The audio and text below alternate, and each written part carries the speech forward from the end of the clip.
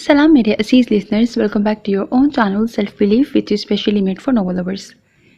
Today is the episode 4 of the novel कुछ मैनू मरन दा शौक भी सी by Asia Mirza. So let's start it. Talal को अपने असाब इस तरह चटकते हुए महसूस हुए जैसे लास्टिक को कोई दो तरफ से खींच कर छोड़ दे। इंकशाफ के इस धचके ने कितनी ही देर तक उसे किसी भी रद्द अमल से बाज रखा। मुस्तफ़ा खान मुजरिमाना अंदाज में उसकी तरफ देखने से गुरेज करते हुए बोला, मैं तुमसे शर्मिंदा हूँ, बल्कि तुम्हारे इस पूरे घराने से। शायद मैं ख़यानत का मुर्तकिब हुआ हूँ, मगर मैं अब मज़ीद खुद को और तुम्हें धोखा नहीं दे सकता। उसकी आवाज़ पस्त थी, जैसे कोई मुजरिम अपने जुर्म का एतराफ़ करते हुए रंज, खिफ़त और दिल बर्दाश्तगी की कैफियत से दो चार हो। उसने जुर्रत मुजतमा करते हुए तलाल की तरफ देखा, जो बिल्कुल खामोश स्टेयरिंग पर सर झुकाए बैठा था। उसके चेहरे के जावियों में खिंचाव था और चेहरे के नाजुक हिस्सों में गैर मामूली सुर्खी। मुस्तफ़ा खान समझ ही नहीं सका ये सुर्खी गुस्से की थी, ज़ब्त की थी या दिल आज़ारी की। उसने सरासीमा होकर निगाहें हटा लीं और उदासी से बोला, आई एम सॉरी, मैंने तुम्हारे एतमाद को ठेस पहुंचाई है। मैं समझ सकता हूँ एक गैरतमंद भाई के लिए ऐसा इंकशाफ तकलीफ दे होता है। मैं अपनी सफाई में कुछ नहीं कहूँगा तलाल, मैं हर सज़ा के लिए तैयार हूँ, और अगर तुम कहो तो मैं कल ही मुल्तान छोड़ कर चला जाऊँगा और पलट कर कभी ना आऊँगा। वो उसकी खामोशी को अपने दिल पर नदामत के भारी बोझ की तरह महसूस करते हुए बोला। तलाल ने बस नज़र उठाकर उसकी तरफ देखा। उसकी आंखों के ज़ेरी किनारे सुर्ख अंगारा हो रहे थे। यकदम उसने सख्ती से लब भींच लिए और इग्निशन में झूलती चाबी घुमा कर गाड़ी स्टार्ट कर दी। मुस्तफ़ा खान का दिल पहलू में किसी मजरूह परिंदे की तरह फड़फड़ाने लगा। तलाल की ये खामोशी उसके दिल पर ज़र्ब की तरह लग रही थी। उसने चाहा वो उसे डांटे, उसके मुंह पर तमाचा मारे, उसका गिरेबान पकड़कर उससे बास पुर्स करे, कोई भी ऐसा रद्द अमल ज़ाहिर करे कि उसके दिल पर हलकोरे लेती हुई नदामत और इस तरह भी दबाव कम हो जाए। मगर वो तो बिल्कुल गुमसुम हो गया था। मुस्तफ़ा खान को उसकी खामोशी से खौफ आने लगा था।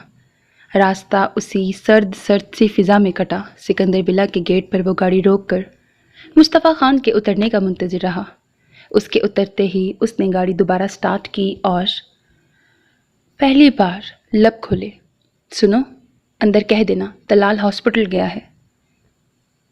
उसे कैजुअल्टी, पता नहीं कौन सी कैजुअल्टी कॉल आई है। ये कहकर वो गाड़ी रिवर्स करके भगा ले गया। मुस्तफ़ा खान के दिल की फ़िज़ा पर इसमहाल सा उतर गया। लाला रुख ने रोशाना की तरफ देखा, जो अपने क्यूटिक्स पर निगाहें जमाए उनके बैकग्राउंड से टेक लगाए बिल्कुल चुप बैठी थी। लाला रुख ने हमज़ा का यूनिफॉर्म हैंगर किया और वार्डरोब बंद करके उसके नज़दीक आके बैठ गई। तुम तलाल से बहुत ज़्यादा नाराज़ हो गई हो ना? उसने रोशाना के घुटने पर हाथ रख कर उसका चेहरा टटोला। जवाबन वो उसकी तरफ देख कर रह गई, फिर सर झुकाकर इस्तेहज़ाइया अंदाज में हंसी। मेरा भला उनसे क्या ताल्लुक़ कि नाराज़ होती फिरूं? इधर देखो, मेरी तरफ देखो, मेरी तरफ देख कर कहो ज़रा ये बात। उन्होंने उसका चेहरा ऊपर उठाया तो वो बेचारगी अमेज़ कर्ब महसूस करते हुए रूहानसी हो गई। लाली प्लीज़, ये इस कदर जालिम और बेरहम हैं कि बस छोड़ें, आप जिक्र ही मत करें उनका, प्लीज़। लाला रुख के दिल में तीर सा उतर गया। वो तड़प के रह गई। नहीं रोशनी, वो जालिम नहीं है, वो तो बहुत हसास है। ये तो उसने अपने ऊपर खोल चढ़ा रखा है। पता नहीं आप किस खमीर की बनी हुई हैं कि उनके रवैयों को शहद की तरह पी जाती हैं। वो शाकी नज़रों से उसकी तरफ देखने लगी। इसीलिए दाना कहते हैं कि आंखें रूह की खिड़कियां होती हैं, उनसे झांकना सीखिए, धोखे से महफूज रहेंगे। उसने रोशाना की तरफ देखा, फिर अजीब आज़रदगी से हंस दी और बैकग्राउंड पर उसके साथ लगकर बैठ गई। कोई हमसे इतनी मोहब्बत करे कि हमारे लिए अपनी खुशियाँ भी त्याग दे तो ये बात जहाँ मुसरत अंगेज़ है वहीं अजियत अमेज़ भी। मगर अजियत अमेज़ उस वक्त जब आप भी मुकाबिल से उतनी ही मोहब्बत कर रहे हों, उसकी खुशियों के मुतमन्नी हों। उसने एक गहरा सांस खींचते हुए रुख मोड़ कर रोशाना को देखा। उसके चेहरे की नरमाहट में अजीब सी धुंध फैल रही थी और दराज पलकों के साए लरसते हुए दिखाई दे रहे थे। तुम दरअसल बहुत सी बातों से वाकिफ़ नहीं हो, इसलिए तुम उससे बदगुमान हो और उसे सही तौर पर अंडरस्टैंड नहीं कर रही हो। उसने उसके रुखसार पर हल्के से उंगली फेरी और मुस्कुरा दी। मैंने हिना के साथ भी उनका رویہ ایسا ہی ہتک امیز دیکھا تھا۔ وہ نیوز تلال سے بدگمان رہی۔ ہاں، اس وقت ہنا کے ساتھ ایسے ہی بیہیویئر کی ضرورت تھی۔ وہ اطمینان سے بولی، پھر اس کے چہرے پر پھیلی افسردگی دیکھ کر نرمی سے اس کا ہاتھ اپنے ہاتھ میں لے کر تھپکا۔ یکدم اس کی آنکھوں کی خوشنما زمینوں سے آنسو بے آواز نکل پڑے۔ ماضی کی اذیت انگیز، حسرت امیز سارے درد جاگ اٹھے۔ اسے لگا روح کے زخموں کے ٹانکے دھڑ دھڑ اکھڑنے لگے ہیں، ہر زخم آنچ دینے لگا ہو۔ یادوں کا ایک ریلا سا اٹھا، ہنستی مسکراتی یادیں، تلخ زہریلی یادیں، ہاتھ سے پھسلتے ریشم جیسے نازک لمحوں کی یادیں۔ کیا کچھ نگاہوں تلے لہرا نہ گیا؟ اس نے جیسے تھک کر بیڈ گراؤنڈ سے سر ٹکا کر آنکھیں بند کر لیں۔ میرے ہم سفر، میرے بے خبر، تیرے نام پر وہ جو پھول کھلتے تھے ہونٹ پر، وہ نہیں رہے، وہ نہیں رہے کہ جو ایک ربط تھا درمیاں وہ بکھر گیا۔ میرے ہم سفر ہے وہی سفر، مگر ایک موڑ کے فرق سے، تیرے ہاتھ سے میرے ہاتھ تک وہ جو ہاتھ بھر کا تھا فاصلہ کئی موسموں میں بدل گیا۔ اسے ناپتے، اسے کاٹتے میرا سارا وقت نکل گیا۔ بظاہر مضبوط نظر آنے والے رشتے بھی کتنے کمزور اور نازک نکلتے ہیں، آنے واحد میں یوں ٹوٹ جاتے ہیں گویا نم ہاتھوں سے کانچ کا برتن پھسل کر کھردری سطح پر جا گرے۔ پھر ان پر بیٹھ کر ماتم کیا جا سکتا ہے، نوحہ پڑھا جا سکتا ہے، انہیں سمیٹا اور جوڑا نہیں جا سکتا۔ میرا اور سیف الرحمن کا رشتہ جتنا مضبوط تھا اس سے کہیں زیادہ کمزور ثابت ہوا۔ اس کی آنکھوں میں دھند کا غبار دبیز ہو گیا۔ کچھ حقیقتیں بہت شفاف ہوتی ہیں، ہمارے جسم کی کھال سے جونک کی طرح چمٹ جاتی ہیں، خون چوستی رہتی ہیں۔ محبت بھی شاید ایسی ہی ایک شفاف حقیقت ہے۔ سکندر ولا کی چہیتی لاڈلی لالا رخ ودا ہو کر عبد الرحمن ہاؤس میں اتری تھی، جہاں سکندر ولا جیسی بے غرض محبتیں نہ تھیں، تاہم اس نے نفرتوں کا بھی ذائقہ نہ چکھا تھا، اور یہی بات اسے غنیمت معلوم ہوئی تھی، ورنہ اس کا دل تو بہت سہم گیا تھا جب شادی کی پہلی رات ہی سیف الرحمن نے اس کے حسن کے قصیدے پڑھنے کے بعد یہ بتایا کہ اسے پانے کے لیے اس نے گھر والوں سے باقاعدہ جنگ کی ہے، مگر اسے تو سائمہ آپا بریکٹ بڑی نند نے ہی پسند کیا تھا کسی فنکشن میں۔ اسے حیرت ہوئی، مگر وہ اس کی حیرت رفع کرتے ہوئے بولا، انہیں میں نے ہی تمہاری طرف متوجہ کیا تھا اور رابطہ بڑھانے پر زور دیا تھا۔ دراصل امی سائمہ آپا کی نند سے میری شادی کرنا چاہتی تھیں، اور ان کے دیور ہارون سے تانیہ بریکٹ چھوٹی لڑکی کی شادی کی خواہش مند تھی، مگر میری اس طوفانی محبت نے ان کے سارے پلان خاک میں ملا دیے۔ یوں وقتی غصہ تھا انہیں، جو میرے خیال ہے زائل ہو چکا ہے۔ بہرحال وہ تم سے خفا یا غیر مطمئن نہیں ہے۔ ہاں، اگر وہ ایک لحظہ رکا اور اسے تقویت دینے کے لیے اس کے ہاتھ پر اپنے ہاتھ کا تسلی امیز دباؤ ڈالتے ہوئے بولا، اگر کبھی ان کے رویے میں کوئی ترشی آ جائے تو پلیز نظر انداز کرنا، وہ اس گھر کی سربراہ ہیں اور ہم بھائی بہنوں سے بہت محبت کرتی ہیں۔ پاپا کے انتقال کے بعد وہ کچھ چڑچڑی بھی ہو گئی ہیں، تمہیں ان کا ہر حکم سر آنکھوں پہ رکھنا ہے اور سمجھنا ہے کہ ان کا غصہ، ڈانٹ ڈپٹ اور تمام فیصلے اس گھر اور گھر والوں کی بہتری کے لیے ہی ہوتے ہیں۔ اور اس نے سر ہلا دیا۔ یوں بھی اس کی فطرت میں کب سرتابی، ضد یا غصہ تھا؟ وہ تو بہتے ٹھنڈے چشمے جیسی تھی، آس پاس کی کھردری سطح کو بھی سیراب کرنے لگی۔ سیف الرحمن ایک جذباتی، اناپسند اور بات بات پر بچوں کی طرح روٹھ جانے والا مرد تھا، ساتھ ہی عورت کو زیر کرنے کے سارے اسرار و رموز سے بھی خوب واقف تھا۔ لالا رخ جیسی نیک نیت اور نرم مزاج عورت اس کی مٹھی میں یوں آ گئی تھی گویا ریشم کا گچھا، وہ جہاں اور جیسے چاہتا اس کا رخ موڑ دیتا۔ وہ گہری اور بے غرض محبتوں میں رہ کر آئی تھی، سو کبھی کبھی یہاں کے ماحول اور مکینوں کی تنگ مزاجی سے گھبرا جاتی، خصوصاً تانیہ جو ماں کی طرح تند مزاج اور منہ پھٹ واقع ہوئی تھی۔ سیف الرحمن کی طرح رومانٹک اور بچوں کی طرح بات بات پر روٹ جانے والی طبیعت پائی تھی، سو اسے بچوں کی طرح ٹریٹ کرنا پڑتا تھا۔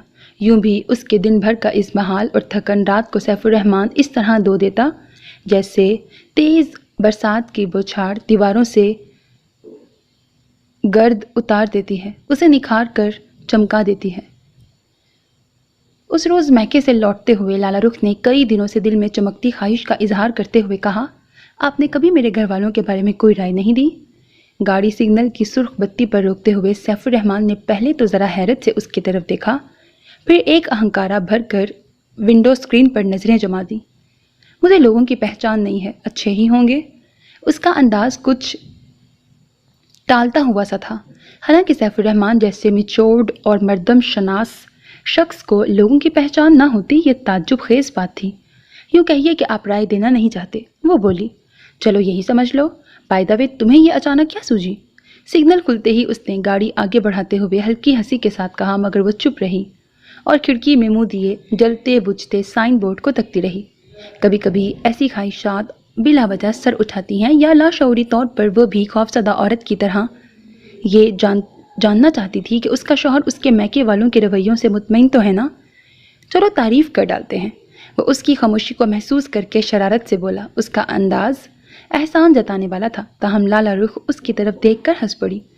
خیر میں تعریف کرنے کو تو نہیں کہہ رہی تھی، بھئی میکے والے تمہارے ہیں سو تمہاری طرح اچھے تو ہوں گے ہی۔ اس نے سگریٹ کا ہلکا سا کش لے کر سارا دھواں اس کے منہ پہ چھوڑ دیا۔ کتنی دفعہ منع کیا ہے، اس بری لت سے چھٹکارا حاصل کیجیے۔ پھیپھڑوں کی ساری بیماریاں اسی سگریٹ نوشی کی بدولت ہوتی ہیں۔ اس نے ہاتھ اٹھا کر دھواں ادھر ادھر کرتے ہوئے سرزنش کی، پھر سگریٹ اس کے ہاتھ سے چھیننی چاہی مگر اس نے ہاتھ جلدی سے پیچھے کر لیا۔ آہاں لالی کیا کر رہی ہو؟ اچھا بھائی بس اب نہیں پیوں گا، یہ ایک ختم کرنے دو۔ اس کے گھورنے پر اس نے ملتجی انداز اختیار کیا تو لالا رخ سر ہلاتے ہوئے بولی، وعدہ کیجیے کہ اب نہیں پئیں گے۔ اس نے اپنی خوشنما آنکھوں کو ان پر ٹکایا اور ایسے وقت سیف الرحمن ہی کیا کوئی اور بھی ہوتا تو وعدے کرتا چلا جاتا۔ وعدہ آئندہ تمہارے سامنے نہیں پیوں گا۔ یہ کہہ کر وہ مسکین سی صورت بنا کر اسے دیکھنے لگا، پھر بے ساختہ ہنس دیا۔ لالا رخ اسے مصنوعی خفگی سے گھورتی رہی، پھر خود بھی ہنس پڑی۔ آج لالا رخ کو سکندر ولا سے اس کی برتھ ڈے کارڈز اور گفٹس ملے تھے۔ وہ مسرت امیز احساس کے ساتھ بیڈ پر چڑھی بیٹھی تھی اور سب کے کارڈ کھول کر پڑھ رہی تھی۔ سب سے خوبصورت کارڈ ہمیشہ کی طرح طلال کا تھا۔ اسے بہت حیرت ہوئی تھی کہ بظاہر اتنا سنجیدہ کم سخن نظر آنے والا شخص اتنا سخن طراز اور جذبوں سے پر تھا۔ نیلے رنگ کے اس کارڈ کے اندر اس نے اپنی خوبصورت ہینڈ رائٹنگ سے گویا موتی ہی پروئے تھے۔ تمہارے نام کی ہتھیلی پر دعا کے حروف کچھ یوں لکھتے ہیں کہ تیری عمر کے دیوں کو تند ہوا کی نظر نہ لگے، تیری آنکھوں میں کوسے قضا ہو، جگنو ہوں اور تارے ہوں، تیرے سفر کی کہانیوں میں چھاؤں کے ذکر سارے ہوں، دھوپ کی حدتیں نہ ہوں، پیاس کی شدتیں نہ ہوں، سکھوں کے تمام دریا تیرے رستوں سے ہو کے گزریں، گھنی بارشوں کے سائے تجھے چاہتوں کی نوید سنائیں، اور بھی اگر جب تو بے مہر ساتوں کی طرح بکھر جائے تو زندگی تجھے ملائے، سمیٹ لائے۔ طلال کے علاوہ خرم، ہنا، جاذب، حسنہ سب کی طرف سے مختلف کارڈز تھے۔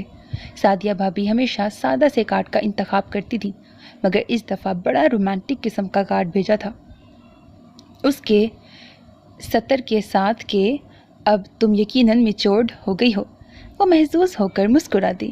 ہینا نے بڑے دلگیر قسم کے اشعار لکھے تھے۔ اجڑ اجڑ کے سنورتی ہے تیرے ہجر کی شام، نہ پوچھ کیسے گزرتی ہے تیرے ہجر کی شام، یہ برگ برگ اداسی بکھر رہی ہے میری، کہ شاخ شاخ اترتی ہے تیرے ہجر کی شام، اجاڑ گھر میں کوئی چاند کب اترتا ہے، سوال مجھ سے یہ کرتی ہے تیرے ہجر کی شام۔ جاذب بھائی نے اپنی فطرت کے مطابق سادہ سی نظم میں اسے وش کیا تھا۔ نازش نے ڈھیر ساری دعائیں دی تھیں۔ معصوم سادہ سی دعاؤں سے اس کا خلوص جھلک رہا تھا، اور خرم نے تو کارڈ کے اندر کے صفحات کو اس طرح بھر دیا تھا کہ اچھا خاصا کارڈ کسی بچے کی ڈرائنگ کاپی محسوس ہو رہا تھا۔ چھوٹی چھوٹی نظموں اور اشعار کے گرد ستارے، جگنو، تتلیاں بنائی تھیں۔ صبح کی ہوا تجھ سے گر ملے تو کہہ دینا، شام کی منڈیروں پر ہم دیے جلائیں گے، ہم تیری محبت کے جگنوؤں کی آمد پر تتلیوں کے رنگوں سے راستے سجائیں گے۔ اسے خرم کی ساری نظمیں اور اشعار پسند آئے تھے۔ حسنہ نے حسب عادت دعاؤں کی بھرمار کی تھی اور لکھا تھا کہ تمہاری طرف سے ملنے والی دعائیں ادھار رہیں۔ اس کی شادی بہت جلد متوقع تھی، سو آج کل وہ دعائیں سمیٹنے کے جتن میں رہتی تھی۔ ہر کارڈ اپنی مثال آپ تھا، محبتوں سے گندھا ہوا، جذبوں سے پر۔ وہ سکندر ولا کے مکینوں کی محبت میں جکڑی ہوئی ایک مسرت امیز احساس سے سرشار تھی۔ اس کے ہاتھ میں طلال کا کارڈ تھا اور اس کی نظم کو وہ دہرا رہی تھی۔ जब तानिया उसके पास आकर बैठी तो वो चौंकी। तानिया बड़े इश्तियाक से फूलों और बेड पर बिखरे कार्ड्स को देखने लगी। एक आधा उठाकर पढ़ा भी। आप तो बड़ी लकी हैं भाभी कि इतने बाज़ौक़ किस्म के लोगों के दरमियान रहती आई हैं। उसे लाला रुख पे हकीकतन रश्क आ रहा था। फिर उसने तलाल का कार्ड उठाकर तौसीफ़ी अंदाज में अबरू उचकाए और नज़्म को पढ़ा। फिर नीचे लिखे तलाल का नाम पढ़कर चौंकी। तलाल गालबन आपके भाई हैं ना जो डॉक्टर हैं? हाँ, अब MCP कर रहा है। लाला रुख के लहजे में एक मोहब्बत आमेज़ चाशनी सिमट आई। कमाल है, सर्जन बन रहे हैं और ऐसा शायराना मिजाज रखते हैं, हैरत अंगेज़। तानिया को ताज्जुब हुआ, फिर बोली, मैंने उन्हें आपकी शादी में सरसरी देखा था, बड़े मगरूर मालूम होते हैं कि मिले भी नहीं हम लोगों से। अरे नहीं, वो मगरूर बिल्कुल नहीं है। लाला रुख जल्दी से बोली, दरअसल वो इन दिनों बहुत बिजी था अपनी एजुकेशन के सिलसिले में। एक दिन पहले ही तो वो लाहौर से आया था और वलीमे के दूसरे रोज़ उसे वापस भी जाना था। और दूसरा, उसकी नेचर भी कुछ इस तरह की है कि वो गैदरिंग में मिक्सअप नहीं होता। वो वजाहतें करने लगी। हाँ, उसका अंदाज़ा तो हमें हो ही गया था। तानिया ने भवें उचका कर कहा, उसने मुझे की बजाय हमें का सीगा इस्तेमाल किया था। लाला रुख का दिल सहम सा गया। उसने उसके चेहरे को खोजा, गो कि उसे अपनी सास की तरफ से मैके वालों की किसी किस्म की शिकायत सुनने को नहीं मिली थी अब तक। तानिया के लहजे में उतरा शिकवा उसे कॉन्शियस कर गया। तुम किसी दिन आना ना, मैं तुम्हें उससे मिलवाऊंगी। वो उसका हाथ थाम कर उसका शिकवा दूर करने की गर्ज से बोली तो तानिया का चेहरा चमक उठा। एक बात कहूँ भाभी? एक लम्हे तोकफ के बाद वो बोली, आपकी शादी सैफ भाई से होने पर मैं सबसे ज़्यादा खुश हुई, इसलिए कि आपकी वजह से मेरी हारून भाई से जान छूट गई। ये कहकर वो खिलखिलाई, फिर कंधे पर लहराते बालों को पीछे झटकते हुए मुंह बिगाड़ के बोली, आप नहीं जानती हारून किस कदर बदज़ौक़ और बदशक्ल मर्द है। मैं तो सोच सोच कर ही परेशान होती रहती थी। आप तो जानती हैं ना, मैं सैफ़ी भाई की तरह हुस्न परस्त हूँ। अब देखिए ना, लाइफ पार्टनर को दिन रात देखना भी तो पड़ता है ना, उसे दिलदार ही नहीं दिलकश भी तो होना चाहिए ना। ये कहकर वो खनकदार हंसी के साथ हंस पड़ी। लाला रुख शादीशुदा होने के बावजूद इस बेबाक गुफ्तगू पर सटपटा के रह गई। गो कि वो इन 6 महीनों में उसकी दरीदा दहनी और बेबाक अंदाज़े नशिस्त और गुफ्तगू से आगाह हो चुकी थी, मगर अक्सर वो कुछ हैरान और कुछ परेशान सी हो जाती। उसने सिकंदर विला की लड़कियों के हमरा इतने बरस गुजारे थे, शादीशुदा गैर शादीशुदा सबकी गुफ्तगू में शरीक रही थी, मगर कभी किसी की बातों में गैर इखलाकी अल्फाज उतरते न सुने थे। हाँ, शाइस्ता मजाज का मजाक ज़रूर होता था। शादीशुदा औरतों के हल्के फुल्के जुमले और फिक्रेबाजी पर कवारी लड़कियां हया से सिमट कर इधर उधर हो जाया करती। कभी उन्हें ढिठाई से जवाब देते या हंसते ना देखा था। भाभी, इस कार्ड से ये नज़्म अपनी डायरी में लिख लूँ? तानिया तलाल का कार्ड उठाकर कह रही थी। उसने देखा कार्ड उसने लिफाफे में डालकर बाकायदा अपने कब्जे में कर लिया था। वो अब इनकार क्या करती? यूं उसे तामिल भी न था। उसके सर हिलाने से पहले ही तानिया कार्ड उठाकर उसके बेड से उतर गई। रात सैफुर रहमान कमरे में आया तो लाला रुख अपने मैके से आए सारे कार्ड्स, गिफ्ट और फूल उसे दिखाने लगी। मासूम खुशी उसके चेहरे से फूट रही थी, मगर सैफुर रहमान के तेवरों में नागवारियत थी। उसने इन सारी चीज़ों पर निगाहें डालने की बजाय उसकी तरफ कड़े तेवरों से देखा। अम्मी बता रही थी कि ये सारी खुराफात खुरम देने आया था और उसने अम्मी से सलाम दुआ करने की जहमत तक गवारा नहीं की। वो बेड के किनारे बैठकर पैरों से मोज़े खींचते हुए लाला रुख के चेहरे पर छाई हुई सारी चमक भी खींच ले गया। नहीं, वो दरअसल बहुत जल्दी में था, उसे बोर्ड ऑफिस जाना था और वो अंदर भी नहीं आया था।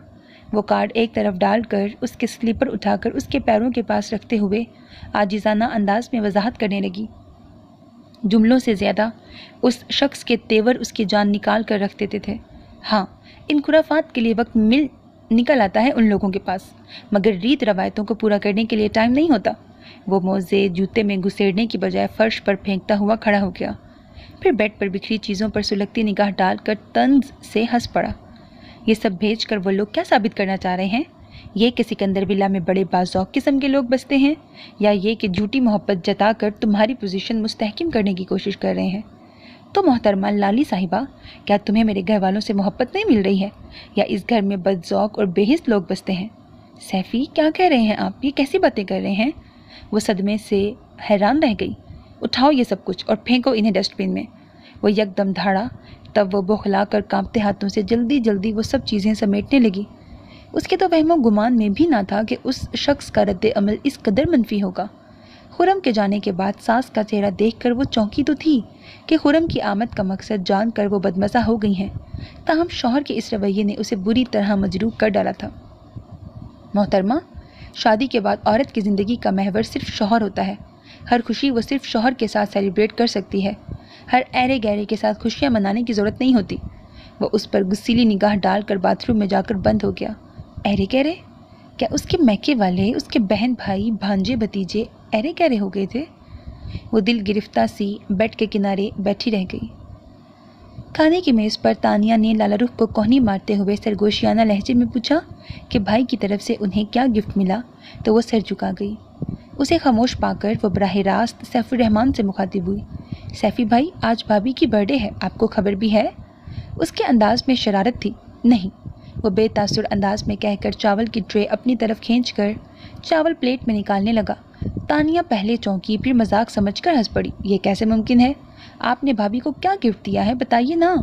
لالا رخ وہاں سے ہٹ کر کچن میں چلی گئی۔ سیف الرحمن کے چہرے کے زاویوں میں کھچاؤ اس بات کا مظہر تھا کہ وہ اس موضوع سے سخت بیزار ہو رہا ہے۔ میں اس طرح کی فضولیات کو پسند نہیں کرتا۔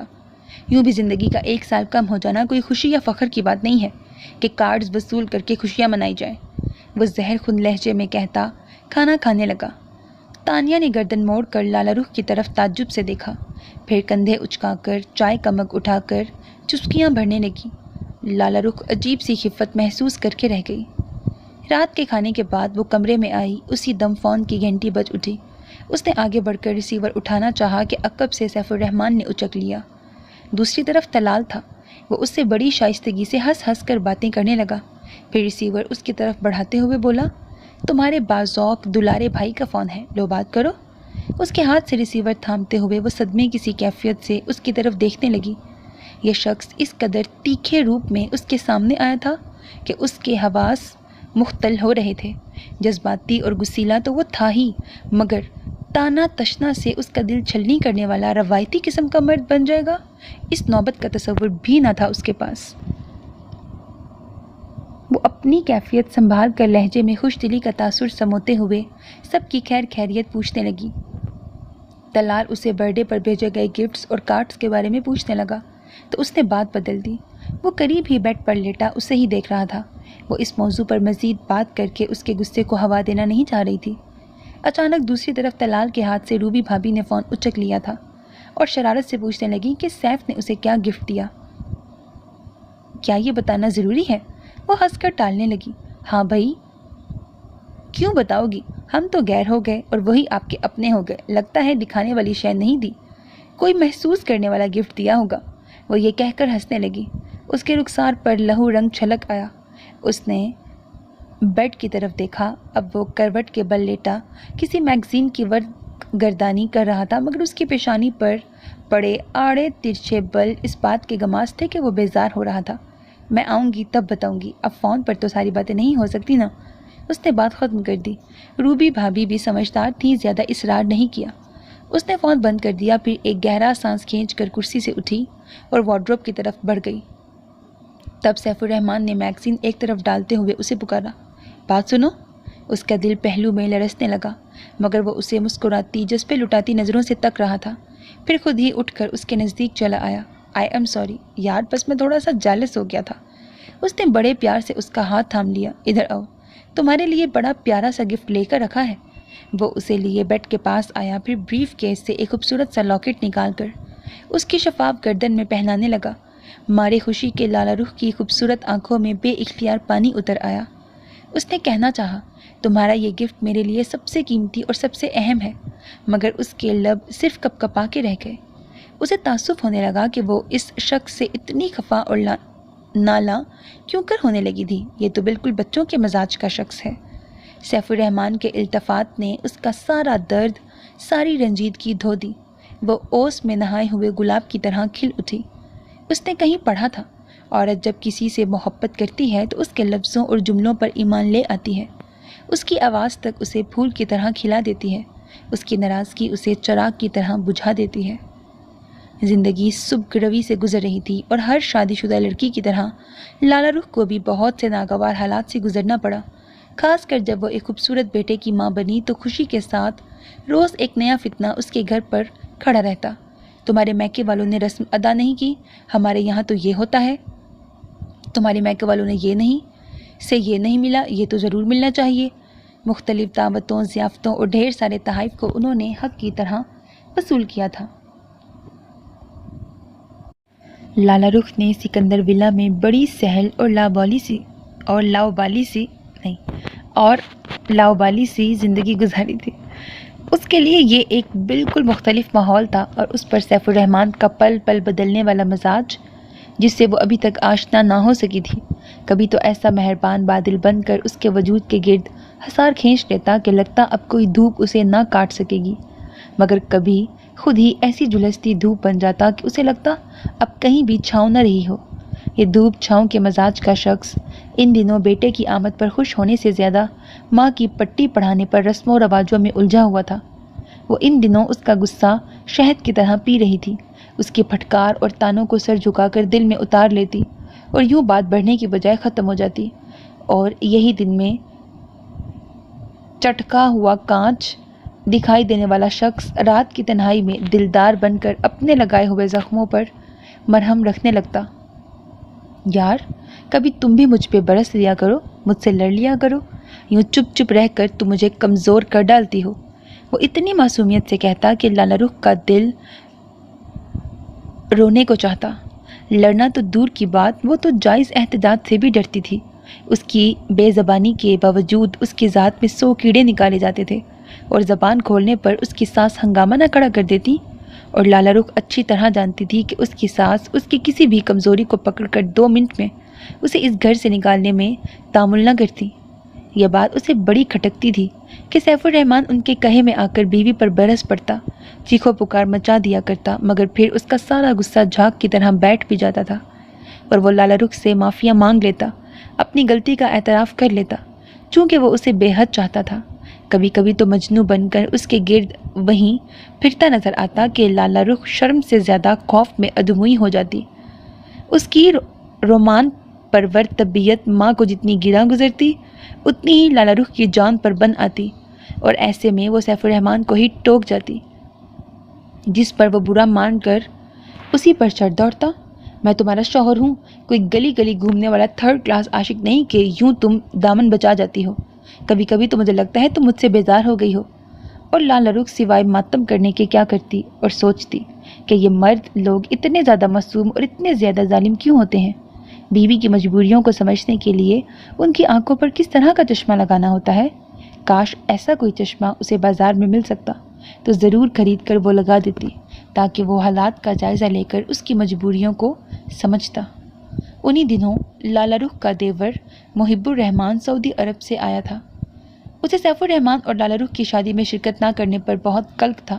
دراصل انہی دنوں جب سیف الرحمن کی شادی تھی، اس کی کمپنی میں کچھ خرد برد ہو گیا تھا جس کی تحقیقات ہو رہی تھیں، اور کمپنی کے کسی بھی ورکر کو ملک چھوڑ کر جانے پر پابندی تھی، سو وہ بھی آنے سے قاصر تھا۔ وہ ڈھیر سارے تحائف لایا تھا، سب گھر والوں کے لیے، اور حمزہ کے لیے تو اس نے اچھی خاصی شاپنگ کی تھی۔ لالہ رخ سے مل کر وہ بہت خوش ہوا۔ اسے سیف الرحمن کی قسمت پر رشک آیا، جس کا برملا اظہار وہ وقتاً فوقتاً کرتا رہتا۔ بھابی، میری چوائس ہے، نادیہ یہ صحرا اپنے سر لے لیتی، سوال ہی پیدا نہیں ہوتا، تمہاری چوائس ایسی اعلیٰ ہو ہی نہیں سکتی۔ وہ اسے چھیڑتا تو تانیہ اس سے الجھ پڑتی، پھر دونوں میں خوب بحث ہوتی۔ اس کے آنے سے رونق ہو گئی تھی، وہ ہسمکھ سا لڑکا تھا، اس میں سیف الرحمن کی طرح غصیلا پن یا جذباتی پن نہ تھا، بلکہ اس کے مزاج میں ٹھہراؤ اور بردباری تھی، اس کے مذاق میں شائستگی رہتی تھی۔ لالہ رخ نے بھی اسے بہت پسند کیا تھا، وہ بھی اس کی عزت کرتا تھا۔ اس روز جازب بھائی کے بڑے بیٹے کا عقیقہ تھا، جس میں لالہ رخ کے پورے سسرال کو بھی انوائٹ کیا گیا تھا۔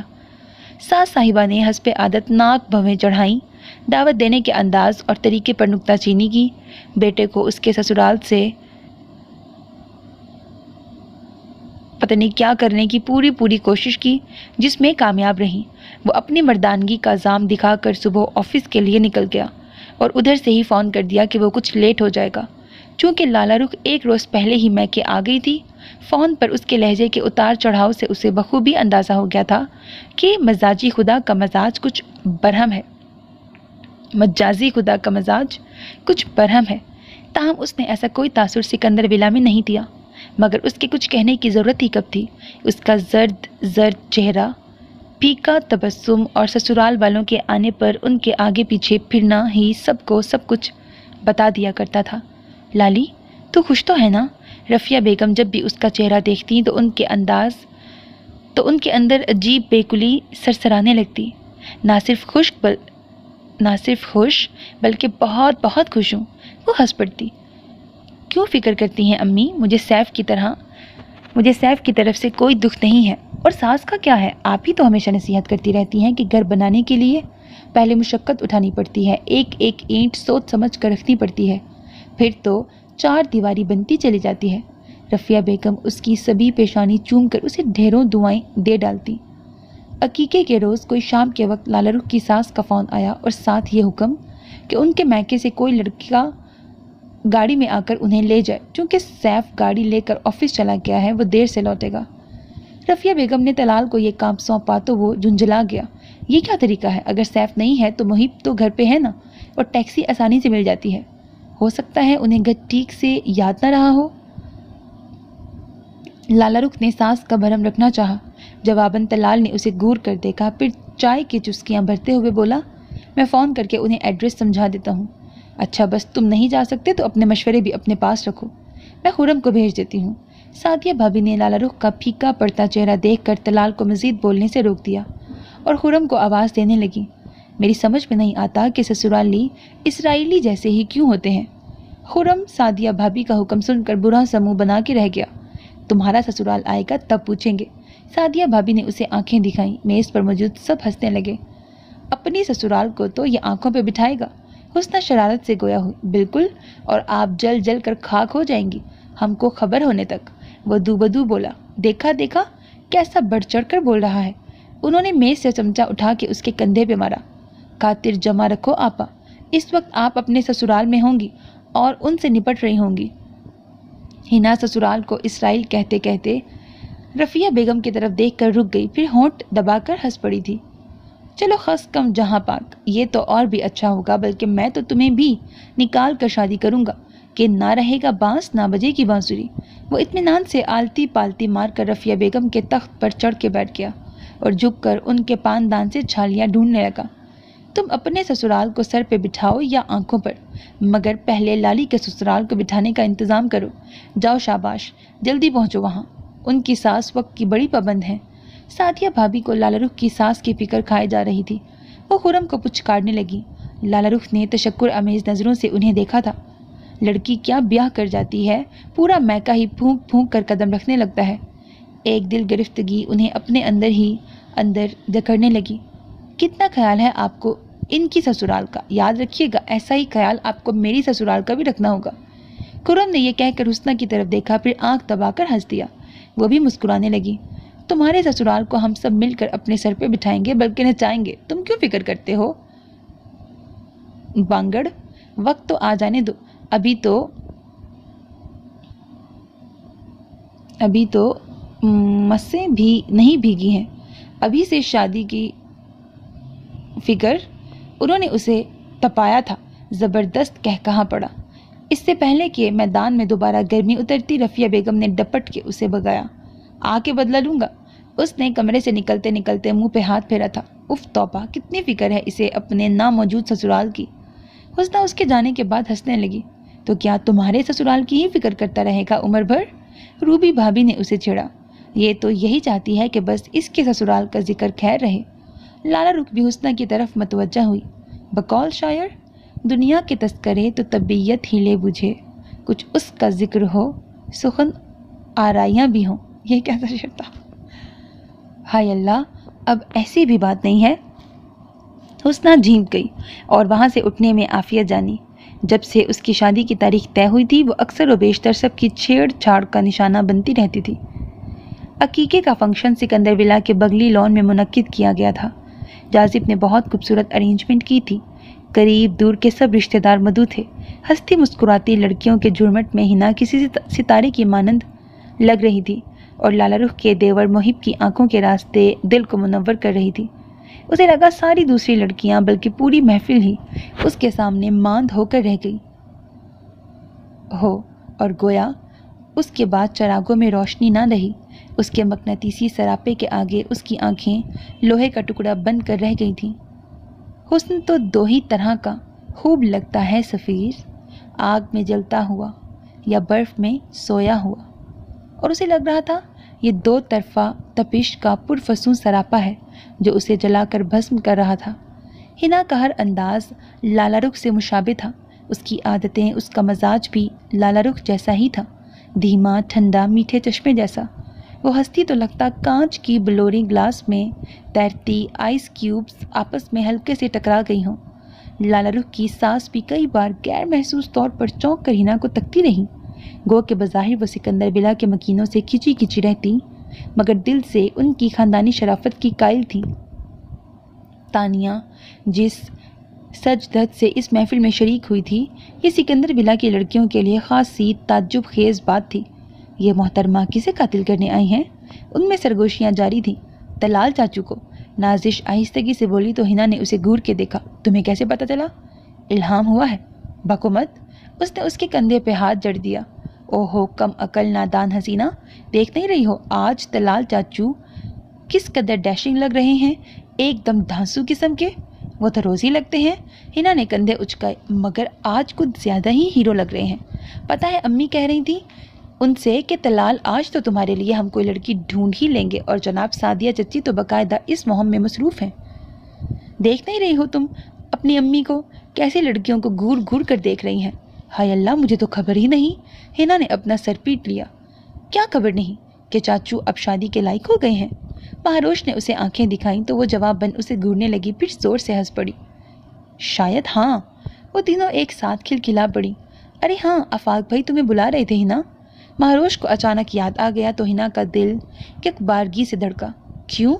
کہہ رہے تھے میرے سر میں شدید درد ہے، ہنا سے کہنا وہ چائے بنا دے، وہ چائے بہت عمدہ بناتی ہے، ساری تھکن اتر جاتی ہے۔ میں نے جواباً ان سے کہا کہ ہنا صرف چائے ہی نہیں، کھانا بھی بہت عمدہ بنانا سیکھ گئی ہے، کیونکہ اس نے کالج میں آ کے ہوم اکنامکس جو لے لیا ہے۔ مہاروش یہ کہہ کر حفظ ما تقدم کے طور پہ پیچھے ہٹ گئی۔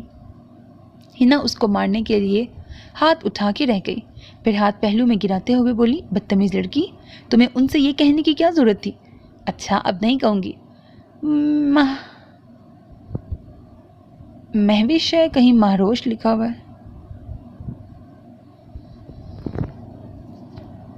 مہوش نے سعادت مندی سے سر جھکا لیا تو ہنا اسے گھورتی ہوئی وہاں سے چلی گئی۔ ہنا لان سے نکل کر اندر جانے کے لیے گرل کا دروازہ کھولتے ہوئے رک گئی اور لالا رخ کو دیکھنے لگی جو حسنہ اور روبی بھابھی کے نرگے میں کسی بات پہ ہنس رہی تھی۔ اس کے کان میں پڑی موتیا کی جھولتی بالیاں بھی اس ہنسی کا حصہ لگ رہی تھیں۔ سیاہ مکیش کی ساڑی میں وہ ایک مہکتی سرسراتی رات لگ رہی تھی جو نیندیں ہوش سب اڑا دے۔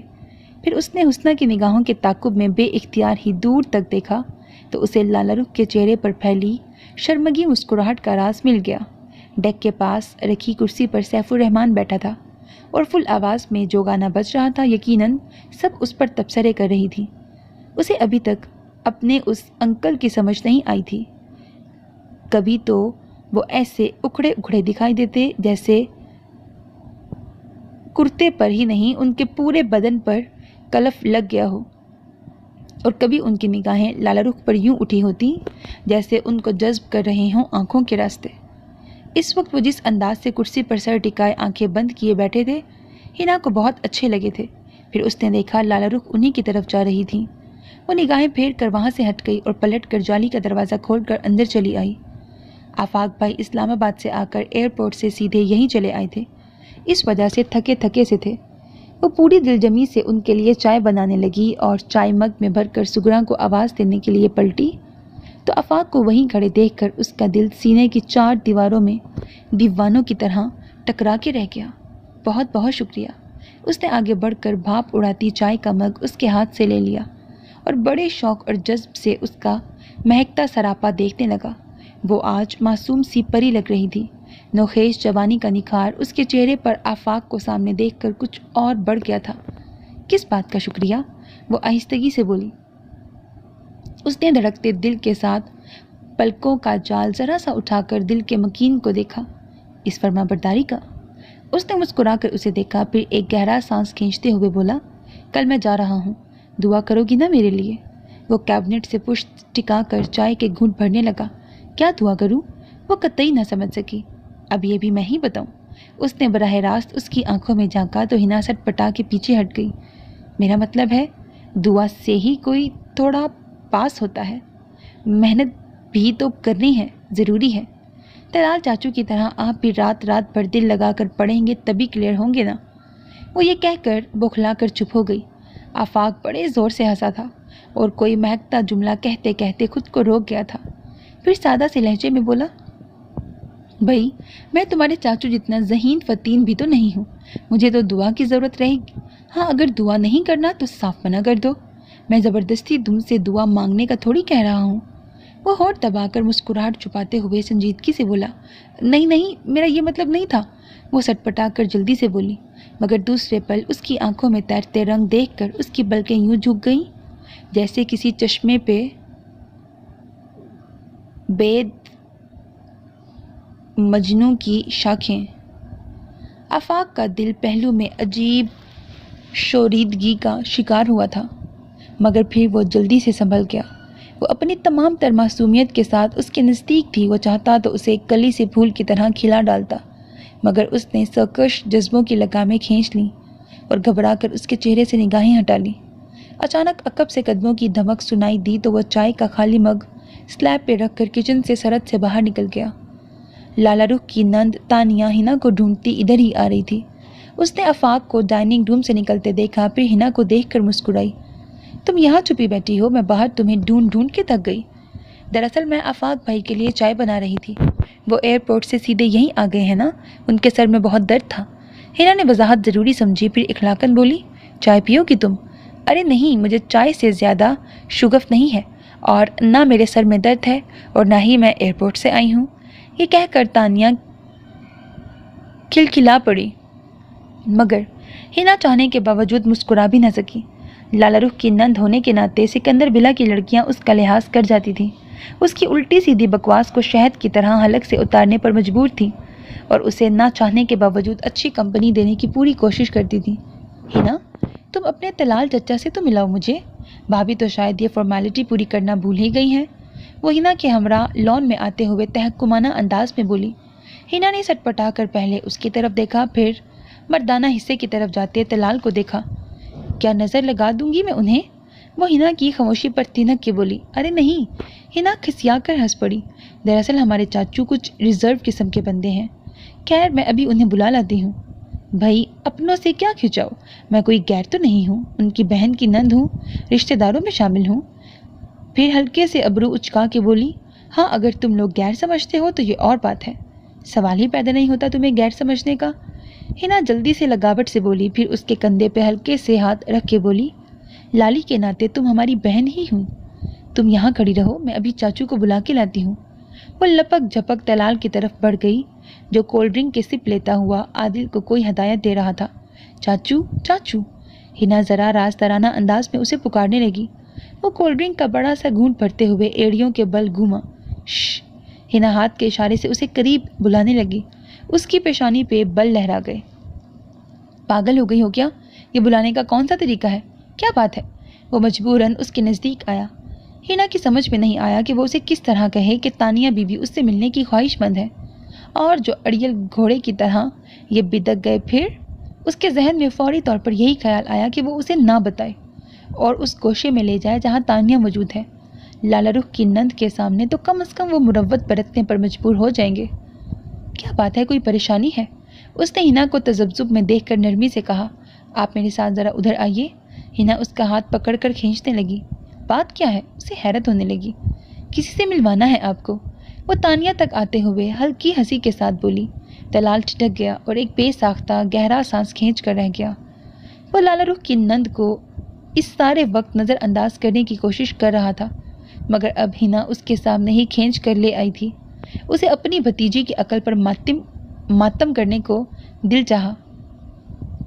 इनसे मिलिए चाचू, ये लाली की नंद तानिया है। हिना लहजे में खुशदिली का तासुर समोते हुए बोली। मजबूरन तलाल को भी अपने रवैये में लचक पैदा करनी पड़ी। हेलो, उसने मुस्कुराहट उछालते हुए मुसाफहा के लिए हाथ आगे कर दिया, जिसे तलाल ने कतई नज़रअंदाज करते हुए सिर्फ सलाम किया। दरअसल हिना को बहुत शौक था अपने चाचू से मिलवाने का। मैंने उसे कहा भी कि ये कुछ मुनासिब नहीं लगता, मगर ये मान ही नहीं रही थी। वो किसियाकर हल्के से हंसी। उसके इस झूठ पर हिना गंग रह गई। तलाल ने नज़रों का रुख हिना की तरफ किया था और नज़रों ही नज़रों में जैसे उससे मलामत की थी। फिर हल्की सी सांस खींचते हुए बोला, हाँ, हिना अक्सर व बेशतर ऐसी बचकाना हरकतें कर जाती है। अब इसकी खिंचाई करनी पड़ेगी। जवाबन हिना एहतजाजन उसकी तरफ देख के रह गई। खैर, ये कोई ऐसी बचकाना हरकत भी नहीं है, वो जल्दी से बोली। फिर अपने शानों पर लहराते बालों को पीछे झटकते हुए कहा, यूं तो यह फॉर्मेलिटी भाभी को ही पूरी करनी चाहिए थी, मगर लगता है उन्हें सैफी भाई से ही फुर्सत नहीं मिलती कि इधर उधर देख लें। खैर छोड़ें। वो हल्के से हंसती। क्या ख्याल है उधर बैठकर बातें ना की जाए?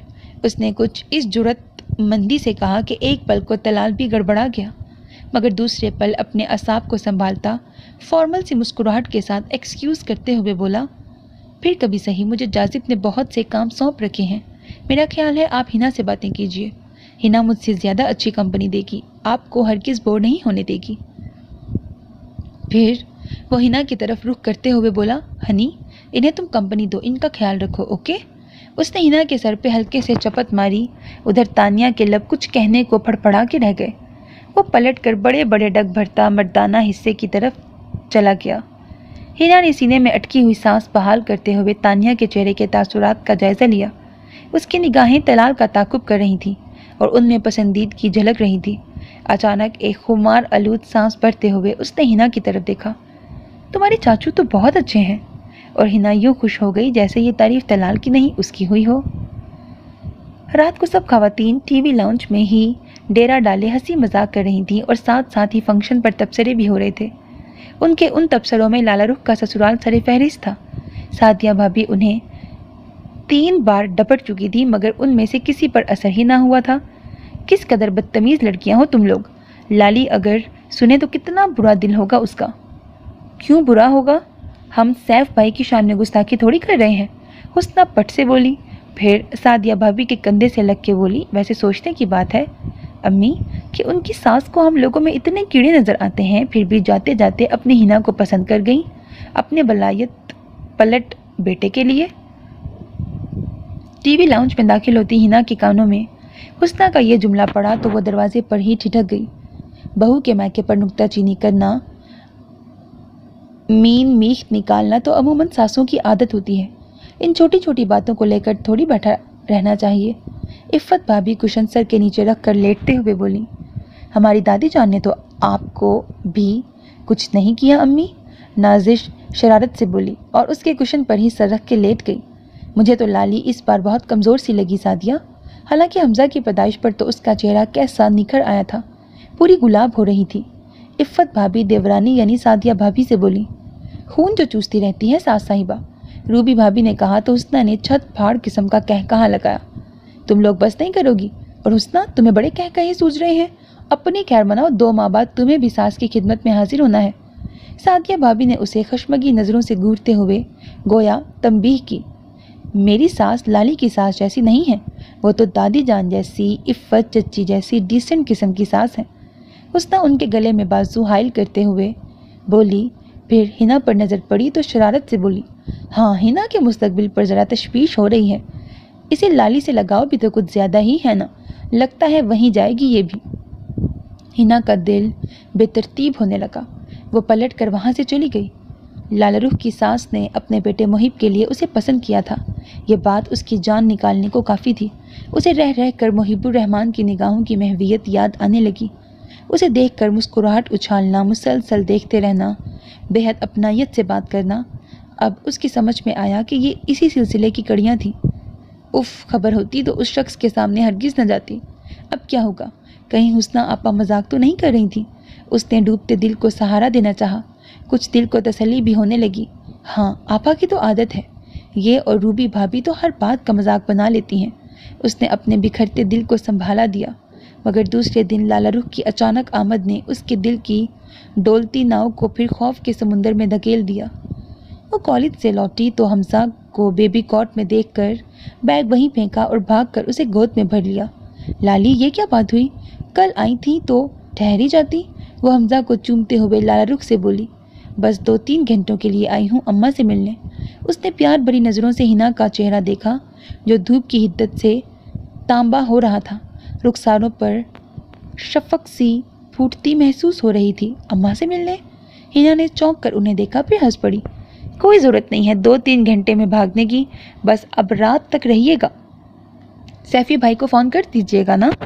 وہ حمزہ کو ہوا میں اچھالنے لگی، پھر لالا رخ کے نزدیک صوفے پہ گرنے کے سے انداز میں بیٹھ گئی۔ میرا دل چاہتا ہے اس گبلو کو میں اپنے پاس ہی رکھ لوں ہمیشہ کے لیے۔ ویسے لالی، آپ کے سسرال میں تو حمزہ سب کا لاڈلا ہوگا، کوئی دوسرا بچہ ہے بھی تو نہیں نا؟ نہیں، ہاں شاید۔ لالا رخ کے مسکراتے لب سکڑ گئے، پھر پھیکی سی ہنسی کے ساتھ بولی، حمزہ ابھی چھوٹا ہے نا، اسی لیے اتنی توجہ نہیں ہے کسی کی، بھائی سارا دن تو سویا رہتا ہے۔ اچھا یہ بتاؤ، تمہیں یہ بہت پسند ہے نا؟ تو کیوں نہ ایسا انتظام کر لیں کہ یہ ہر دم تمہاری آنکھوں کے سامنے ہی رہے۔ اس نے ہنا کے رخسار چھوتے ہوئے معنی خیز تبسم سے اسے دیکھا۔ ہنا کا دل اس مانوس سے اندیشے سے لرزنے لگا، وہ پلکیں جھکا گئی۔ سعدیہ بھابی نے لالا رخ کو آواز دی تو وہ سلیپر پہنتے ہوئے صوفے سے اٹھتے ہوئے بولی، تم میری بھتیجی تو ہو ہی، اب دیورانی بنانے کے موڈ میں ہوں میں تمہیں۔ وہ اس کے نیم منتشر بالوں کو ہلکے سے منتشر کرتے ہوئے چلی گئی، مگر ہنا کے بال ہی نہیں، اس کی پوری ہستی ہی منتشر ہو کے رہ گئی۔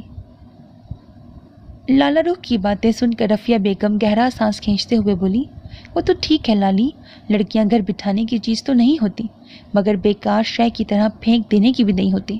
تمہاری ساس تو ہتھیلی پر سرسوں جمانا چاہ رہی ہے۔ نہیں امی، آپ اطمینان سے اپنی کارروائی کیجیے۔ سیف کہہ رہے تھے آپ کا ارادہ ہو تو محب چھٹیاں بڑھا لے گا، وہ 1 ماہ مزید رہ لے گا۔ لالا رخ یہ کہہ کر سعدیہ بھابی کی طرف رخ کرتے ہوئے بولی، آپ نے کمال بھائی سے بات کی؟ ہاں، اور ان کا بھی یہی کہنا ہے کہ کچھ وقت تو سوچنے کے لیے لیں گے۔ تم جا کے اپنی ساس سے کہہ دو کہ وہ باقاعدہ پیام ڈالیں، ہم سوچ بچار کر کے جواب دیں گے۔ مگر امی، لالا رخ اس طرح بھی انداز میں پہلو بدل کے رہ گئی اور سر جھکا لیا۔ ہاں کہو، کیا کہنا چاہ رہی ہو؟ رفیہ بیگم اس کا تذبذب دیکھ کر نرمی سے بولی، پھر اس کے سر پہ ہاتھ پھیرنے لگی۔ کوئی دباؤ تو نہیں ہے نا تم پہ؟ ارے نہیں، ایسی کوئی بات نہیں ہے۔ اس نے آہستگی سے ان کا ہاتھ اپنے سر سے ہٹا کر ہاتھ میں تھام لیا۔ تو پھر کیا بات ہے؟ محب بہت اچھا ہے، اور پھر وہ ہنا کو اپنے ساتھ سعودی عرب لے جائے گا۔ ہاں، اگر اس کا یہی رہنے کا ارادہ ہوتا تو میں خود بھی اس رشتے کی زیادہ فیور نہ کرتی، مگر میرا خیال ہے محب سیف سے بہت متضاد ہے۔ آخری جملہ کہتے ہوئے اس کی آواز بہت پست ہو گئی تھی۔ ہاں، دیکھنے میں تو بڑا اچھا لڑکا دکھائی دیتا ہے، مگر سیف کو تم نے برتا ہے، اس لیے اس کی تمام بری عادتوں سے آگاہ ہو، مگر اسے ابھی برتا نہیں گیا۔ خیر، میں یہ نہیں کہتی خدا نہ خواستہ کہ وہ برا ہے، یقیناً اچھا ہی ہوگا، مگر بیٹی کا معاملہ ہے، ایک بار رشتہ بھی کر لی، اس پر اب تک پچھتاوا ہے۔ انہوں نے تسبیح تکیے کے نیچے ڈال کر سر تکیے پر رکھ کر آنکھیں بند کر لیں۔ سیف برے تو نہیں ہے امی؟ لالا نے شکایتی انداز میں پلکوں کی باڑ اٹھائی تھی۔ ارے نہیں، وہ برا کیوں ہونے لگا؟ اماں جان کا مقصد یہ نہیں تھا؟ سعدیہ بھابی نے محبت سے اس کے کندھے پہ اپنا ہاتھ پھیلا لیا۔ میں جانتی ہوں بھابی، سیف آپ لوگوں کی توقعات پر پورا نہیں اترا، آپ لوگوں کو یقیناً بہت سی شکایات ہوں گی۔ وہ پیر کا انگوٹھا قالین کے ڈیزائن پر پھیرنے لگی، اس کے لہجے میں دل گرفتگی سی تھی۔ رفیہ بیگم نے آنکھیں کھول کر اس کی جانب کروٹ کر لی۔ بیوقوف، داماد سے بھی بھلا توقعات کوئی رکھتا ہے؟ ارے اپنی سگی اولاد سے ماں باپ کی توقعات پوری نہیں ہوتی ہیں، وہ تو پھر پرائی اولاد ہے، اور ہمیں اس سے شکایات نہیں ہیں۔ بس تم خوش رہو، اس سے بڑھ کر میری کوئی تمنا، کوئی خواہش نہیں۔ میں خوش ہوں امی، بہت زیادہ خوش۔ اس نے بھرپور انداز میں مسکرانے کی کوشش کی، پھر کرسی سمیت ان کے بیڈ کے پاس جھک کر ان کا ہاتھ تھام کے بولی، کیا میں آپ کو ناخوش نظر آتی ہوں؟ رفیہ بیگم اس کا چہرہ دیکھتی رہ گئی، ایک عجیب سی ناآسودگی ان کا دل محسوسنے لگی، پھر ہلکی سی سانس بھر کر مسکرا کے انہوں نے اس کا سر تھپکا۔ خدا تمہیں ہمیشہ شاد و آباد رکھے۔ सैफुर रहमान आया तो लाला रुख उसके हमरा चली गई और उधर हिना खिड़की में खड़ी उनकी गाड़ी पोर्ट से निकलती देखते हुए मफलूज परिंदे की तरह फड़फड़ा के रह गई। इस घर में उनके देवर मुहिबुर रहमान को किसी ने भी नापसंद नहीं किया था। वो हर सूरत में काबिल कबूल था और सबका ख्याल था कि वो सैफुर रहमान से कई गुना अच्छा था और उसकी खूबियों से मुतारिफ कराने का सहरा लाला रुख को जाता था। उसने मुहिब की ढेर सारी तारीफ़ें की थीं और उधर लाला रुख ने अपने ससुराल वालों को हौसला अफजा जवाब दिया था, जिस पर उसकी सास बाकायदा पयाम दे गई थी। मुहिब तो उन दिनों लाला रुख के आगे पीछे फिरता दिखाई देता। भाभी, ये समझकर एड़ी चोटी का जोर लगाइएगा कि आप इस पार्टी की हैं, उधर की नहीं। भाई, एड़ी चोटी का जोर लगाने की क्या बात है? तुम में क्या कमी है जो इनकार होगा? सैफुर रहमान ने कहा तो मेज़ पर खाने के लवाजमात सजाते हुए एक पल लाला रुख का दिल अनजाने खौफ से कांप गया। उसने शौहर की तरफ देखा। सुर्ख सुर्ख खड़ी नाक में फ़ख्र, रौनत हिलकोरे लेती महसूस हुई। मैं तो कह रहा हूँ तुम अपनी छुट्टियाँ बढ़ा लो, 2-3-4 माह रह लो और शादी वादी करके ही जाना। वो मुहिब से ही मुखातिब था। चावल की प्लेट पर चमचा मारते हुए मुहिब शर्मीले अंदाज में हंस दिया। फिर लाला रुख की तरफ देखते हुए बोला, सैफी भाई तो मुझे खुशफहमियों की बुलंदियों पे चढ़ा कर मारने पर तुले हुए हैं भाभी। क्यों, इसमें खुशफहमी की क्या बात है? उसने अबरू उचकाए। ठीक है, बात तो तय हो जाने दीजिए, फिर प्रोग्राम भी सेट करता हूँ। क्या तुम्हें यकीन नहीं है कि बात तय हो जाएगी? सैफुर रहमान ने भाई का चेहरा देखा जहाँ बेयकीनी हिलकोरे लेती दिखाई दे रही थी। वो हल्के से हंस दिया। अब मैं कोई गुलफाम तो हूँ नहीं कि बेयकीनी हो ही नहीं सकती, उसने सादा से लहजे में कहा और लाला रुख की तरफ देखा। क्यों भाभी? लाला रुख को ढारस सी हुई। उसका मस्बत रवैया उसके धड़कते दिल पर तसल्ली के भाई रख रहा था, मगर वो तो उन माँ बेटे से डरी हुई थी जो इकरार सुनने के अलावा कुछ और सुनने को कत्तन तैयार दिखाई नहीं दे रहे थे। रिश्ते नाते तो आसमान पर बनते हैं, मुहिब का जोड़ हिना से होगा तो ज़रूर हो जाएगा। उसने पहली बार लब कुशाई की, मगर उसकी अकड़ी हुई गर्दन पर खातिर ख्वाह असर न हुआ। तदबीर भी कोई चीज़ है और तदबीर का रास्ता भी अल्लाह ने ही रखा है।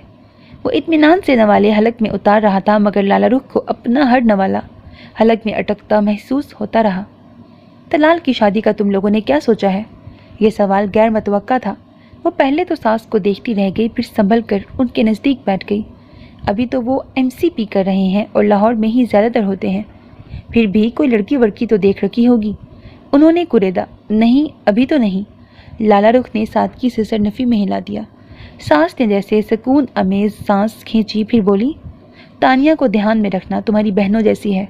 और मैं तो सोचती हूँ हिना इस घर में आ जाए और तानिया सिकंदर विला में चली जाए तो रिश्ते और मजबूत हो जाएंगे। फिर चाय का बड़ा सा घूंट भरकर लाला रुख के चेहरे पर निगाहें टिकाते हुए बोली, अब देखो ना, तानिया का साइमा के देवर हारून से रिश्ता तकरीबन तय ही हो चुका था, मगर सैफ ने जाने तुम्हें कहाँ देख लिया और बस हड़का मचा डाला, वरना तो अब तक तानिया भी ब्याही जा चुकी होती। आह, पर बेटों के आगे कब चलती है माओ की। उन्होंने आह नुमा सांस खींची। लाला रुख को अपने असाब खींचते हुए महसूस होने लगे। बेनाम सी शर्मिंदगी किसी बोझ की तरह उसके सीने पे आ गिरी। चलो हारून ना सही, तलाल सही। लाला रुख के उठने पर वो बुड़बुड़ाने वाले अंदाज में बोली, जैसे खुद से हम कलाम हो, मगर उनकी आवाज़ इतनी बुलंद ज़रूर थी कि उसे वाजिया सुनाई दी। अपने कमरे तक का फासला लाला रुख ने कुछ इस तरह तय किया जैसे कोई कैदी सज़ा में अपनी बैरक में जा रहा हो।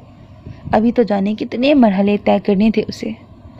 सुबह ही सुबह हिना ने फ़ोन करके लाला रुख को बसदे इसरार अपने कॉलेज में बुलवाया था। उसे याद आया हिना ने अकीके वाले रोज़ भी कहा था कि उसके कॉलेज में एग्ज़िबिशन है, वो ज़रूर आए, मगर उस वक्त फ़ोन पर उसे हिना सिर्फ एग्ज़िबिशन की दावत देने की बजाय उससे खसूसी मिलने पर ज़ोर दे रही थी। वो परेशान हो गई कि किस तरह सुबह सुबह सैफुर रहमान से इजाज़त तलब करे, मगर खिलाफ आदत उसने उसे फ़ौरन इजाज़त दे दी, बल्कि खुद ही ड्रॉप करने की ऑफ़र भी कर दी। वो कॉलेज गेट से अंदर दाखिल हुई तो हिना गेट पर ही उसकी मुंतज़िर थी। लपक कर चली आई। लाला रुख ने खासी हैरत से उसकी तरफ देखा। वो दूसरी बहुत सी दिखाई देती लड़कियों की तरह ड्रेस में होने की बजाय कॉलेज यूनिफॉर्म में ही थी। कल की बंधी हुई चोटी और बड़ा सा सफ़ेद दुपट्टा सर से जिस्म तक लपेटे, وہ تھکی تھکی غمزدہ سی دکھائی دے رہی تھی۔ یہ تم نے کیا حلیہ بنا رکھا ہے؟ اور آج یہ یونیفارم کیوں پہنا؟ تم تو بتا رہی تھی کہ تم نے اس دن کے لیے سوٹ خریدا تھا۔ اس کے ہمراہ راہداری سے گزرتے ہوئے لالا رخ نے اپنی حیرت کا اظہار کیا، مگر ہنا نے کوئی جواب نہیں دیا۔ وہ اسے ساتھ لیے ایک خالی کلاس روم میں چلی گئی۔ لالا رخ نے اچانک اس کا ہاتھ پکڑ لیا، مگر دوسرے ہی پل بری طرح چونکی۔ اسے لگا جیسے اس کا ہاتھ ہنا کے نرم سے ہاتھ کے بجائے جلتے تندور پر جا پڑا ہو۔ ہنی، تمہیں تو بہت تیز بخار ہے، آگ کی طرح جل رہی ہو۔ اندر تو اس سے بھی زیادہ آگ لگی ہوئی ہے لالی، جو مجھے جلا کر بھسم کر دے گی۔ ہنا خود آزاری کسی کیفیت میں ہنسی۔ لالا رخ نے الجھ کے اسے دیکھا، تب وہ یکدم ٹوٹی ہوئی شاخ کی طرح اس کے سینے سے لگ کر بچوں کی طرح بلک پڑی۔ ہنا، ہنا کیا ہوا؟ لالا رخ کا بدن کانپا۔ پلیز کھل کر بتاؤ۔ اس نے جلدی سے اسے تھام کر ڈیسک پر بٹھا دیا، مگر ہنا ڈیسک پر سر رکھے مسلسل روتی رہی۔ کچھ دیر رونے کے بعد خود ہی سر اٹھایا۔ لالا رخ کی تشویش سے بھری نظروں سے نظریں ملیں تو بلکیں جھکا کر اس طرح بھی انداز میں لب کاٹنے لگی، کہو ہنی کیا بات ہے؟ پلیز میرا دل مت ہلاؤ۔ لالی، میں محیب سے شادی نہیں کر سکتی۔ میں اس رشتے پر خوش نہیں ہوں، اس لیے کہ… وہ چپ ہو کر دوبارہ رونے لگی۔ لالا رخ دنگ سی رہ گئی۔ وہ بہرحال اتنی کم سن یا نادان نہیں تھی کہ اس کی آنکھوں میں تیرتے وہ رنگ نہ پہچان پاتی جو کسی تعارف کے محتاج نہیں ہوتے۔ ہنا مضطربانہ انداز میں کھڑی ہو گئی اور دیوار سے پشت ٹکا کر لالا رخ سے نظریں ملانے سے گریز کرتے ہوئے آہستگی سے بولی، میں آفاق بھائی کو پسند کرتی ہوں لالی، اور وہ بھی مجھے۔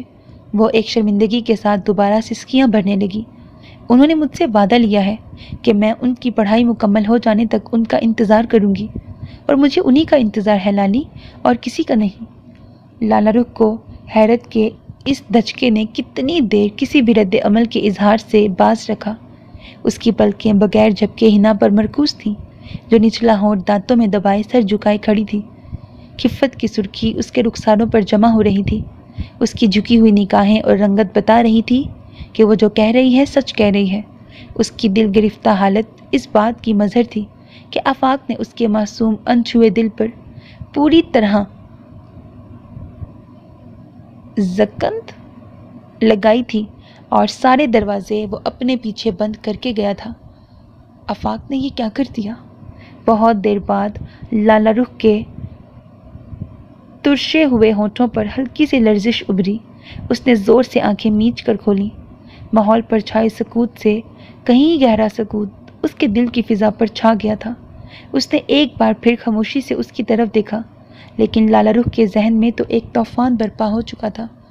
وہ کتنی دیر نامانوس دکھ میں گرفتار رہی، پھر چونکتے ہوئے اس سحر سے خود کو آزاد کرتے ہوئے مسکرانے کی کوشش کی۔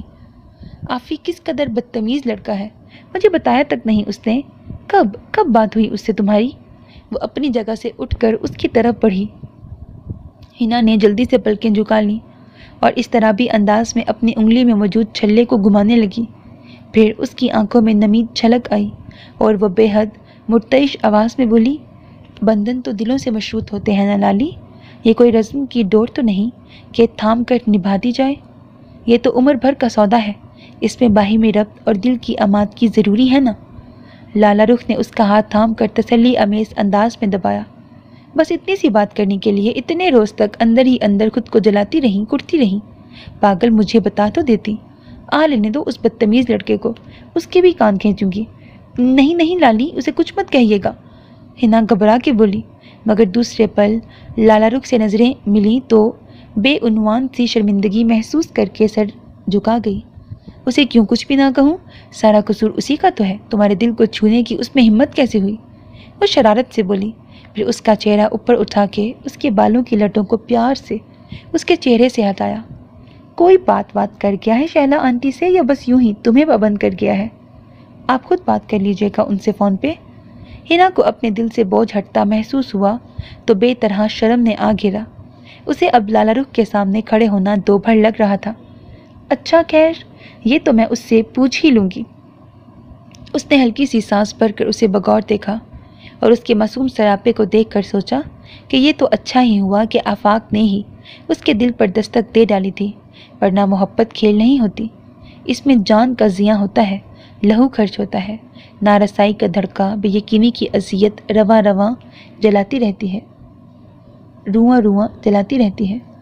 لالی، میں آپ سے بہت شرمندہ ہوں، وہ لالا رخ کے ہمراہ کلاس روم سے باہر آتے ہوئے آہستگی سے بولی اور راہداری عبور کر کے کشادہ سیڑھیاں اترتے ہوئے ایک دم ان پر بیٹھ گئی۔ مجھے یہ سب نہیں کرنا چاہیے تھا، مگر آفاق مجھے بہت بری لڑکی سمجھتا۔ وہ سمجھتا کہ میں نے لالی کے دیور کے رشتے کو جان بوجھ کر رد نہیں کیا، اور یہ کہ یہ میری ذاتی کوشش سے ہوا ہے۔ وہ مجھے دھوکے باز اور بے وفا لڑکی سمجھتا ہے نا؟ ہاں، یہ تو مردوں کا وتیرہ ہے، سارا بار عورت کے نازک کندھوں پر ڈال کر خود بری ذمہ ہو جاتے ہیں۔ لالا رخ کے سینے سے ایک گھٹی گھٹی سانس خارج ہو گئی، پھر اس کا کندھا تھپکتے ہوئے بولی، چلو اٹھو، شاباش، پہلے ڈاکٹر صفیہ کی طرف چلتے ہیں، تمہیں چیک کرا دوں، پھر گھر ڈراپ کر دوں گی۔ اس نے نرمی سے اسے تھام کر کھڑا کر دیا۔ لالا رخ کو ایک نئے امتحان کا سامنا تھا۔ بظاہر تو اس نے ہنا کی تسلی اور تشفیع کا معاملہ کر دیا تھا، مگر خود اس کو تسلی دینے والا کوئی نہیں تھا۔ آفاق سے بات ہوئی تو اس نے اعتراف کر لیا کہ وہ ہنا کے معاملے میں سنجیدہ ہے، اور یہ کہ اس کی والدہ بریکٹ شہلا آنٹی بھی ہنا کو بہو بنانے کا ارادہ رکھتی ہیں۔ گویا اس کی موہوم سی امید بھی دم توڑ گئی۔ بہرحال آفاق اسے بھائیوں کی طرح عزیز تھا، اور اس میں ہر وہ خوبی تھی جس کی کوئی لڑکی تمنا کر سکتی ہے، مگر اس کے سامنے اب اپنے سسرال والوں کو انکار کے بعد مطمئن کرنے کا دشوار گزار مرحلہ تھا۔ تم نے مجھے کس مشکل میں ڈال دیا پگلی لڑکی؟ اس نے لیونگ روم کے صوفے پر لیٹ کر آنکھیں بند کر لیں، جیسے حالات سے اور سوچوں سے فرار چاہ رہی ہو، مگر وہ اچھی طرح جانتی تھی کہ کبوتر کی طرح آنکھیں بند کر لینے سے مسائل کی بلا ٹل نہیں جائے گی۔ حقیقت کو فیس کرنے کا حوصلہ خود میں جمع کرنا تھا۔ سکندر ولا سے جاتے وقت اس نے سعدیہ بھابھی کو راستہ بنا لیا کہ آفاق ہنا سے شادی کا خواہش مند ہے، اور خود شہلا آنٹی بھی اس کی خواہش پر رضامند ہے۔ سعدیہ بھابھی کو بھی یاد آیا کہ لالا رخ کی شادی میں شہلا چچی نے مذاق مذاق میں ہنا کو بہو بنانے کی خواہش کا اظہار تو کیا تھا، مگر انہوں نے مذاق سمجھ کر زیادہ دھیان نہیں دیا تھا۔ انہوں نے ایک گہرا سانس سینے کی تہہ تک کھینچتے ہوئے لالا رخ کو دیکھا، پھر مجرمانہ انداز میں بولی، ہماری طرف سے انکار ہوگا تو تم اپنے سسرال والوں کو کیا جواز پیش کرو گی؟ انکار ہوگا نہیں، انکار ہی سمجھیں۔ آفاق سے بہتر ہنا کے لیے اور کوئی نہیں ہو سکتا۔ مگر لالی بھابھی، آپ ہی گھر کا دیکھا بالا لڑکا ہے، محب سے ہر لحاظ سے بہتر، بس آپ اماں سے بات کر لیجیے گا۔ وہ اپنا شولڈر بیگ اٹھا کر صوفے سے اٹھ گئی۔ مگر لالی، تمہاری ساس ہنگامہ نہ کھڑا کر دے کوئی؟ سعدیہ بھابھی فکر مندی سے بولی، ارے نہیں، لڑکی دینا نہ دینا ہماری مرضی ہے، یہ کوئی زبردستی کے سودے نہیں ہوتے۔ اس نے لہجے میں مضبوطی پیدا کرنے کی کوشش کی، مگر انہیں لگا اس کی آواز مرتعش ہو گئی ہے، اس روشنی کی طرح جو سائے کے ڈر سے لرزتی معلوم ہوتی ہے۔ پھر وہ تیزی سے پلٹ کر کمرے سے باہر چلی گئی۔ سو میرے عزیز listeners, this was the end of episode 4 of the novel کچھ مینو مرن دا شوق فیسی۔ Hope that you like it. اپنا بہت خیال رکھیے گا، نیک تمناؤں کے ساتھ۔ اللہ حافظ۔ And don't forget to subscribe to my channel because that's how you can encourage me, and that's the only kind of support and encouragement which I want from all of you. Allah Hafiz.